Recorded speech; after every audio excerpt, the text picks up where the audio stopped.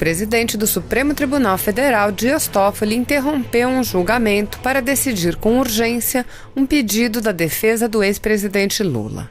A juíza de execução penal Carolina Lebos determinou a transferência do preso para o estado de São Paulo e o juiz da Vara de Execução Criminal de São Paulo determinou que Lula vá para a penitenciária de Tremembé. Ofendida com a decisão, a defesa de Lula apresentou uma petição e um habeas corpus que aguardava julgamento do mérito, requerendo que o condenado fosse libertado. Um grupo de parlamentares abandonou o debate da Previdência na Câmara e se dirigiu ao STF, onde o presidente do Supremo deixou um julgamento para recebê-los. Na volta do intervalo regimental, Toffoli trouxe em mesa o pedido da defesa de Lula, que passou a ser apreciado pelo plenário. A Procuradora-Geral da República, Raquel Dodge, defendeu que Lula permaneça na Superintendência da Polícia Federal em Curitiba. O ministro Edson Fachin, relator do caso, propôs acolher a manifestação da PGR e suspender a eficácia da decisão da juíza Carolina Lebos até a apreciação final da petição, assegurando a Lula o direito de permanecer em sala de Estado Maior. A decisão foi acompanhada por quase todos os ministros, com exceção do ministro Marco Aurélio Mello, que defendeu que fosse respeitada a ordem legal, dirigindo a defesa seu pedido ao órgão competente. Assista. Ao início, contra-acórdão pela 5ª Turma do Superior Tribunal de Justiça, que em sessão de julgamento realizada em 21 de novembro de 2017, no HC 70, procedente do Paraná. Em síntese, prossegue o ministro Fachin, a defesa proferiu sentença condenatória na ação penal 6.512-94, razão pela qual postula a declaração de nulidade de atos processuais. Em julgamento iniciado no âmbito da 2ª turma, foram proferidos em 4 de dezembro de 2018 2 votos no sentido do não conhecimento do habeas corpus, interrompendo-se o julgamento em razão de pedido de vista. Em seguida, em sessão ocorrida em 25 de junho de 2019, a 2ª turma, por maioria de votos, indeferiu concessão de liminar proposta, aguardando-se o feito, nesta ocasião, devolução de voto vista para prosseguimento do julgamento. Nesta data, na data de hoje, em petição endereçada ao eminente ministro, na condição de vistor da referida impetração, a defesa noticia que o juízo da 12ª Vara Federal da Subseção Judiciária de Curitiba, Paraná, autorizou a remoção do paciente das dependências da Superintendência da Polícia Federal no Paraná. Acrescenta que o juízo da Vara de Execução Criminal de São Paulo determinou a implantação do paciente na Penitenciária 2 de Tremembé, São Paulo. Sustenta a defesa que os atos decisórios indicados consubstanciam o agravamento do constrangimento que entende legalmente imposto ao paciente, bem como que a incapacidade estatal deveria ser resolvida em favor do restabelecimento da liberdade de locomoção. Por tais razões, requer a defesa que o eminente ministro Gilmar Mendes, na condição de ministro vistor e ad referendo do órgão colegiado, conceda liminar até a da turma julgadora para estabelecer a liberdade plena do paciente. 2. Subsidiariamente, suspenda a eficácia da decisão proferida pelo juízo da 12ª Vara Federal Criminal de Curitiba e pela Vara de Execução Penal de São Paulo até final julgamento do presente corpus. Ou, terceiro, subsidiariamente ainda assegura ao paciente o direito de permanecer em sala do Estado, levando-se ainda o disposto no artigo 130 da Lei de Execução Penal.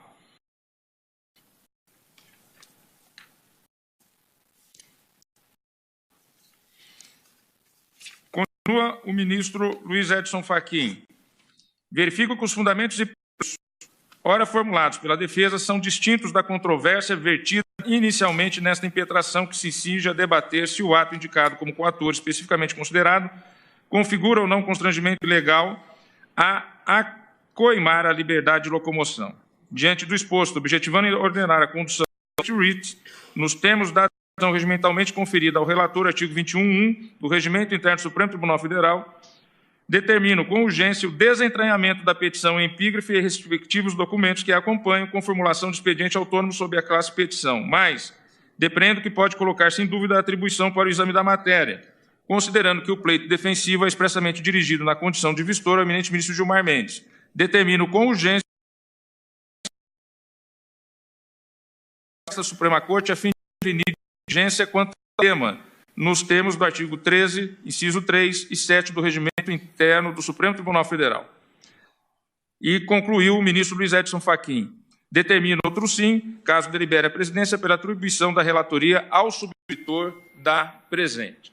Analisando a petição a mim encaminhada pelo Luiz Edson Fachin, eu concluo pela competência de Sua Excelência para a análise do presente pedido, que trago em mesa e passo a palavra ao eminente ministro Luiz Edson Fachin para relatório e voto. Senhor presidente, eminentes pares, como definido pelo excelentíssimo senhor presidente do Supremo Tribunal Federal, esta petição 45232, protocolada nesta data, tem a relatoria definida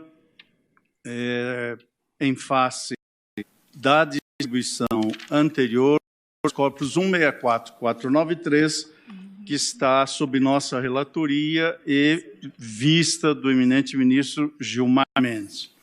Em termos de relatório, senhor presidente, como Vossa Excelência já aduziu ao trazer a matéria em mesa neste colegiado, formulação... Só para, então, apregoar, porque acabou de ser distribuído, como o feito foi em urgência, trata-se da PET 8312. Como Vossa Excelência desentranhou do HC, nós estamos aqui a julgar a PET 8312. Perfeitamente. Eu acho que tratava-se no início da turma do Superior Tribunal de Justiça, que em sessão de julgamento realizada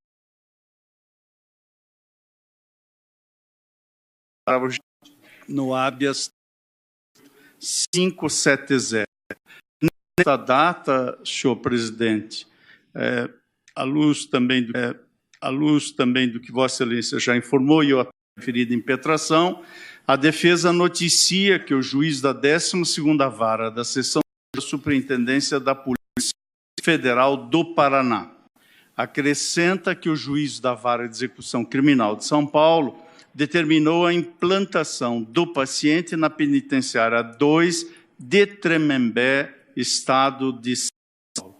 O argumento da defesa é de que os atos decisórios indicados consubstanciam o agravamento do constrangimento que entende ilegalmente imposto ao paciente, bem como que a incapacidade estatal deveria ser resolvida em favor do restabelecimento da liberdade de eleição. Por essas razões, como Vossa Excelência vem de relatar, requer a defesa que o eminente ministro Gilmar Mendes, na condição de vistor e ad referendum do órgão colegiado, examine os seguintes 3 pedidos. Primeiro, conceda liminar até ulterior análise da turma julgadora para restabelecer a liberdade plena do paciente. Subsidiariamente, suspenda a eficácia da decisão proferida pelo juiz da 12ª Vara Criminal de Curitiba e pela Vara de Execução Penal de São Paulo até final julgamento do presente habeas corpus, ou, em terceiro lugar, subsidiariamente ainda, assegura ao paciente o direito de permanecer em sala do Estado-Maior, observando-se ainda o disposto no artigo 103 da Lei de Execução Penal.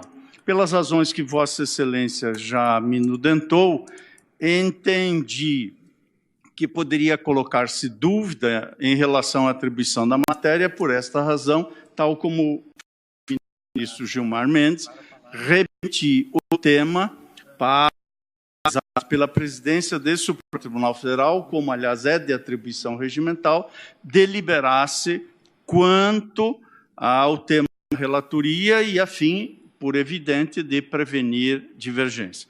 Vossa Excelência, ao trazer a matéria no momento, define a relatoria como sendo deste ministro, nesse momento faz o relato, e em face dessa definição, senhor presidente, comunico... Ministro Fachin, é que a Procuradora-Geral, Vossa Excelência, ela gostaria de ação anteriormente ao... Pois não. A doutora Raquel Dodge falará pelo Ministério Público. Nesse momento? Sim. senhor ministro relator, senhor presidente, senhoras e senhores ministros, o pedido feito na petição 8312 trazido ao conhecimento deste plenário está diretamente conectado com o princípio constitucional que assegura a todos o cumprimento de pena perante um juiz natural, assim como ser julgado por um juiz natural. O juiz da execução da pena é o juiz natural, aquele que sentencia. Há uma definição na lei da execução penal sobre esta autoridade. E está dito na lei de execução penal, no artigo 66, inciso 6, que compete exatamente ao juiz da execução da pena zelar pelo cumprimento correto dessa pena, da pena que foi aplicado ao sentenciado, bem como fiscalizar a execução da pena com concurso do Ministério Público que atua nesta área de jurisdição. Entendo que a transferência, a remoção do preso de uma jurisdição para outra à revelia do sentenciado viola exatamente esse preceito constitucional e essas normas constantes da lei da execução penal. E por essa razão, opino aqui verbalmente pelo deferimento parcial do pedido no tocante aos itens 2 e 3 do pedido, que acaba de referir o ilustre relator, no sentido de reformar a decisão de reunião, que é o segundo pedido, e manter o preso, o condenado, na sala do Estado-Maior, onde atualmente se encontra. Portanto, o parecer pelo provimento parcial do pedido. Agradeço a doutora Raquel Dodge. Devolvo a palavra ao relator. Senhor presidente, como eu dizia, e retomo, portanto, a manifestação que vinha de fazer antes da sustentação oral que vem de trazer em relação à eminente Procuradoria da República, em face da definição da relatoria de Vossa Excelência, peço vênia a este plenário para comunicar que, tendo em vista que este Tribunal Pleno se encontra em sessão e que a matéria se revela de indiscutível urgência e que não haverá sessão da respectiva turma, a não ser na próxima semana, que eu estou trazendo e comunicando a este plenário, estou trazendo para referendo o deferimento, à luz do Poder Geral, de cautela, dos pedidos constantes da petição de número 2 e 3, acolhendo, portanto, o sentido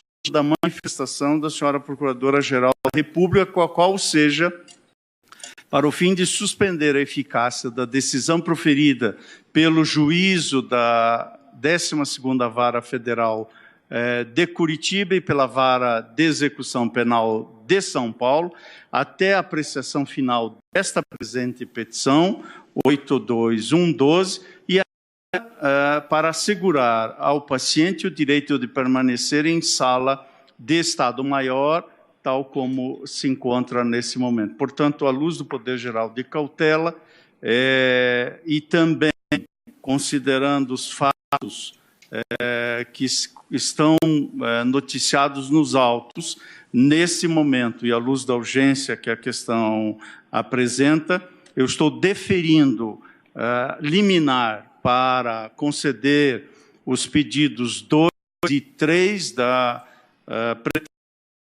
defesa técnica do ex-presidente e, ao comunicar este plenário, submeto a referendo do colegiado. É como voto, senhor presidente. Agradeço ao ministro Luiz Edson Fachin. Como voto, o ministro Alexandre de Moraes. Presidente, dentro dos requisitos da cautelaridade, como disse o Ministra Rosa Weber. Urgência da matéria, eu ratifico a decisão do ministro.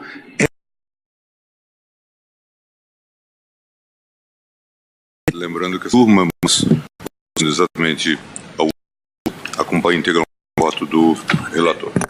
Ministro Marco Aurélio. Presidente, a ação instrumental ela implica, em última análise, liberdade. Pode ou não ocorrer considerado certo procedimento, considerado certo processo. Nós temos um habeas corpus em tramitação no âmbito da segunda turma. Um hábito que diz respeito ao objeto definido. A decisão apolatada pelos forma direta ou indireta, decisão do Tribunal Regional Federal de Direito, especialmente do direito instrumental, e quem mais sendo a última instância do judiciário. É um ato único da juíza das execuções no campo federal por Curitiba. Os atos de Sua Excelência Supremo, tudo pode. E tudo pode, mas esse fato ao arcabouço normativo em vigor por melhor critério de plantão. O que nada absolutamente da vara das execuções penais ocorre o tratamento diferenciado. No âmbito da primeira turma, se pega qualquer gancho para não permitir impetração. No entanto, diante desse contexto, ato do Supremo, menosprezando-se de decisão, há um descompasso incrível entre o objeto da impetração e o ponto formalizado que diz diante ou de outra.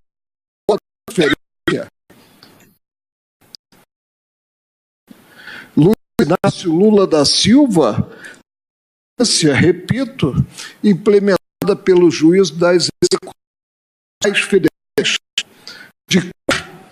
sob pena, como eu disse, vênia para não referendar, por interferida pelo relator.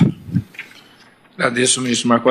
Ao respectivo tribunal, numa situação corpus, o Tribunal Regional Federal.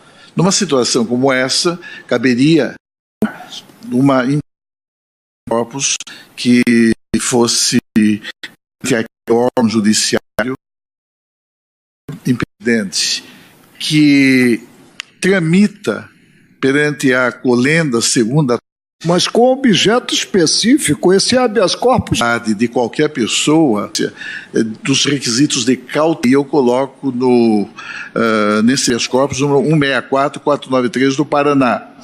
E essa que foi instaurado da Polícia Federal na capital paranaense, pleito final do habeas corpus no 164.493. E houve outros pleitos sérios, mas tendo em vista que mencionou o eminente ministro Luiz Edson Fachin, a mim me parece que a situação de clara preclitação do status libertatis que tramita originariamente perante isso Gilmar Mendes, a mim me parece que... Põe o relator e proclamo o ministro Luiz Edson Fachin, nos termos do seu apregoada na parte anterior da sessão de número 3.400. Vou encerrar a sessão e voto na ação direta em constitucionalidade 3.446 de relatoria do ministro Gilmar Mendes. Está encerrada.